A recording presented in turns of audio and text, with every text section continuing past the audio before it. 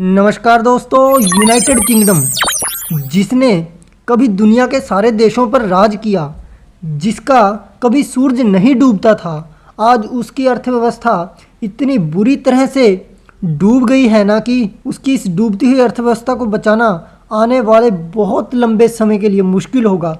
क्योंकि यूके की currency pound है, जिसकी कीमत लगातार गिरती जा रही है। अगर आप यूके की जीडीपी पर ध्यान से देखें तो उसकी जीडीपी 3.2 ट्रिलियन डॉलर की है और उसका कर्ज 9.5 ट्रिलियन को क्रॉस कर चुका है, यानी उसकी जीडीपी से 3 गुना। अब आप सोचोगे कि ब्रिटेन जो दुनिया की महाशक्ति है, इतना विकसित देश है, एडवांस देश के साथ ऐसा कैसे हो सकता है? लेकिन यह सच है दोस्तों। ब्रिटेन की अर्थव्यवस्था अपने घुटनों पर आ चुकी है और वह दुनिया से मदद की गुहार लगाने को मजबूर होने वाला है। शायद वह दिन दूर नहीं जब ब्रिटेन की अर्थव्यवस्था को आईएमएफ की मदद पड़ जाए, वह बैंक करप्ट हो जाए।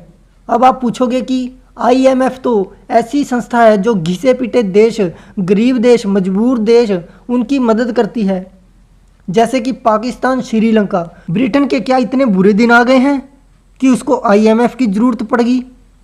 जी हाँ दोस्तों, यह मैं नहीं कह रहा, यह दुनिया भर के बड़े बड़े अर्थशास्त्री भविष्यवाणी कर चुके हैं कि आने वाले दिनों में यूनाइटेड किंगडम अपनी बर्बादी की कगार पर होगा। ऐसा इसलिए दोस्तों क्योंकि जो यूनाइटेड किंगडम की प्रधानमंत्री है ना, उन्होंने अपने इलेक्शन कैंपेन में एक वादा किया था। वादा यह था कि वह यूनाइटेड किंगडम की जनता के ऊपर से टैक्स का बोझ कम करेगी, क्योंकि यूनाइटेड किंगडम अपने देश में बाहर से चीज़ों का आयात बहुत बड़े लेवल पर करता है और एक्सपोर्ट कम करता है। यही वजह है कि उसके विदेशी मुद्रा भंडार लगातार गिर रहा है। और ऐसा मैं नहीं कह रहा, ये फैक्ट है जिसे आप गूगल भी कर सकते हो। यही कारण है कि बाहर से लगातार आयात होने की वजह से जो यूके की विदेशी मुद्रा भंडार है, उससे यूएस डॉलर लगातार कम होता जा रहा है और पाउंड की वैल्यू लगातार गिर रही है, जिससे उनकी अर्थव्यवस्था चरमरा गई है। अमेरिकी डॉलर के मुकाबले पाउंड अब इतना कमज़ोर हो गया है कि वो अपने 30 साल के निचले स्तर पर पहुंच गया है।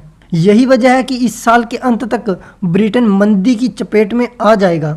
इसके अलावा एनर्जी की कीमतों में उछाल से अर्थव्यवस्था सिकुड़ भी सकती है।